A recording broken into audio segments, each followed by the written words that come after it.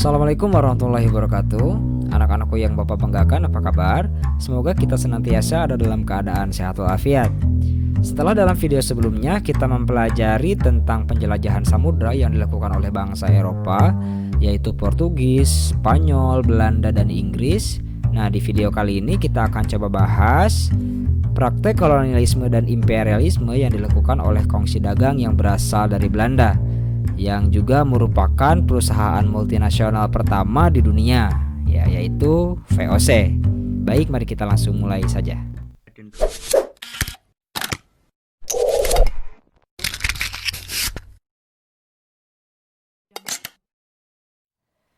Seperti yang sudah dijelaskan pada video sebelumnya, kedatangan para penjelajah Belanda menjadi pintu gerbang mengalirnya rempah-rempah ke negara tersebut.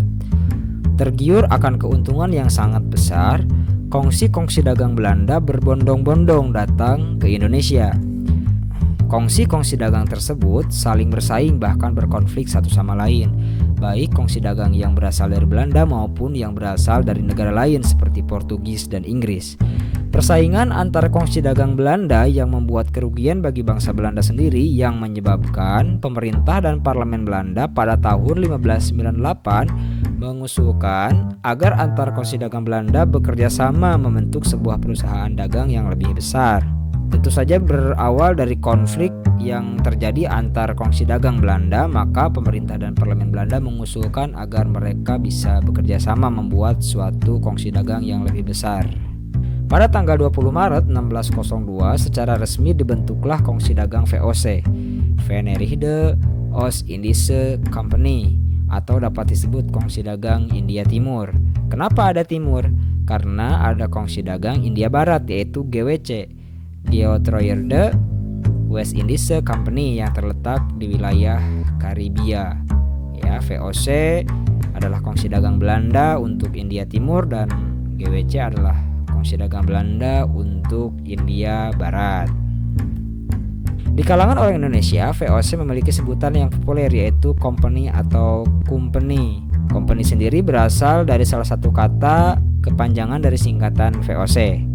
Tetapi rakyat Nusantara lebih mengenal company sebagai tentara Belanda karena penindasan dan pemerasan yang dilakukan kepada rakyat Nusantara yang sama seperti tentara.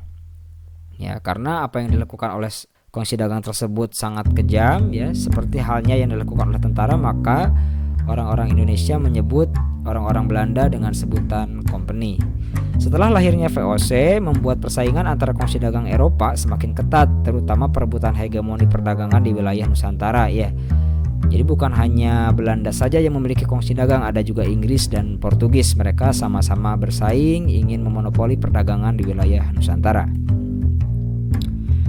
Berikutnya tujuan dibentuknya VOC. Yang pertama, menghindari persaingan yang tidak sehat antar pedagang sebangsa, memperkuat kedudukan Belanda dalam menghadapi persaingan dengan bangsa Eropa lainnya seperti Serikat Dagang East India Company (EIC) dari Inggris, memonopoli perdagangan rempah-rempah di Nusantara, dan yang terakhir membantu pemerintah Belanda yang sedang berjuang melawan pendudukan Spanyol.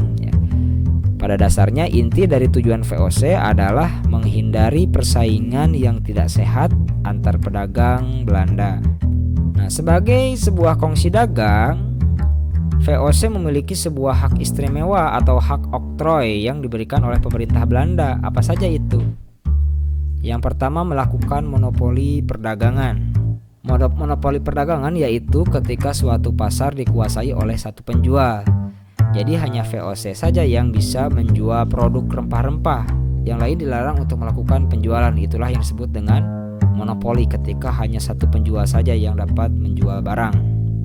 Berikutnya, membentuk angkatan perang sendiri, melakukan peperangan, mengadakan perjanjian dengan raja-raja setempat, mencetak dan mengeluarkan mata uang sendiri.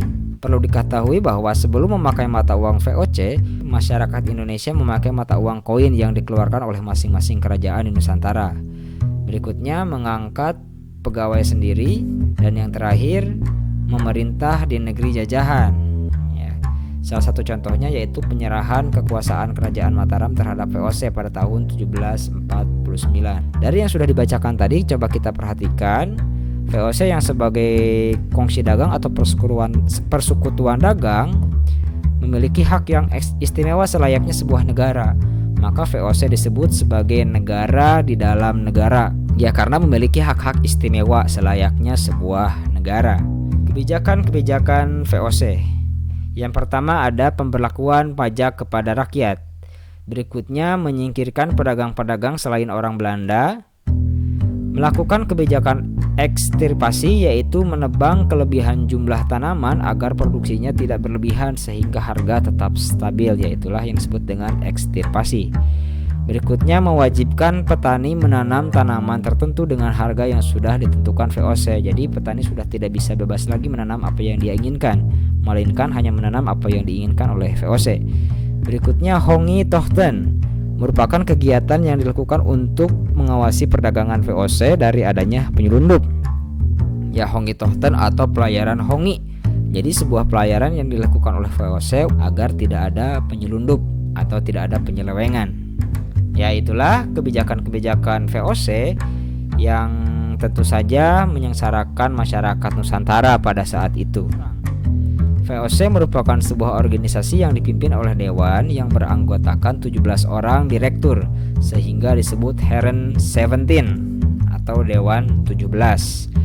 Ya, pada awal berdirinya, Heren 17 secara langsung harus menyelesaikan berbagai urusan VOC, termasuk urusan ekspansi. Dewan 17 yang berkedudukan di Amsterdam tidak dapat menjalankan tugas sehari-hari secara efektif karena faktor jarak tadi ya, antara Belanda ke Nusantara cukup jauh. Maka pada tahun 1610 secara kelembagaan diciptakan jabatan baru, yaitu Gubernur Jenderal ya. Pada tahun 1610 Pieter Both diangkat menjadi Gubernur Jenderal VOC yang pertama. Adapun apa yang sudah dilakukan Pieter Both ketika menjadi Gubernur Jenderal yaitu mendirikan pos perdagangan di Banten dan Jayakarta, berhasil mendirikan markas besar VOC di Ambon, berhasil membuat perjanjian dagang dengan Maluku. Berikutnya berhasil menaklukkan Pulau Timor dan berhasil mengusir tentara Spanyol dari Tidore. Cukup banyak jasa-jasa dari Pieter Both terhadap VOC ya. Pada tahun 1611 Pieter Both berhasil mengadakan perjanjian dengan penguasa Jayakarta guna pembelian sebidang tanah seluas 50 kali 50 fadam. Tanah inilah yang menjadi cikal bakal kota Batavia. Itulah yang sudah dilakukan oleh Pieter Both sebagai Gubernur Jenderal VOC pertama. Setelah Pieter Both menjadi Gubernur Jenderal pada tahun 1610 sampai 1614, kemudian digantikan oleh Gerard Reyns pada tahun 1614 sampai 1615. Berikutnya diganti dengan Gubernur Jenderal yang baru yaitu Laurens Riel yang memerintah pada tahun 1615 sampai 1619.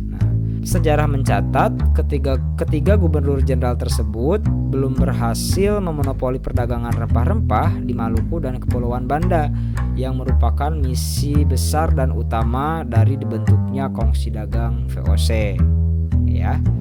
Walaupun tadi disebutkan Pieter Both sudah banyak sekali yang dilakukan, namun belum bisa memonopoli perdagangan rempah-rempah secara penuh begitu, yang merupakan tujuan utama dari dibentuknya VOC. Di video berikutnya kita akan bahas seorang Gubernur Jenderal VOC yang terkenal kejam dan ambisius yang pencapaiannya melampaui ketiga pendahulunya. Siapakah dia? Tunggu di video selanjutnya. Demikian pembelajaran pada video kali ini. Semoga apa yang kita pelajari menjadi ilmu yang bermanfaat. Terima kasih, sampai jumpa. Assalamualaikum warahmatullahi wabarakatuh.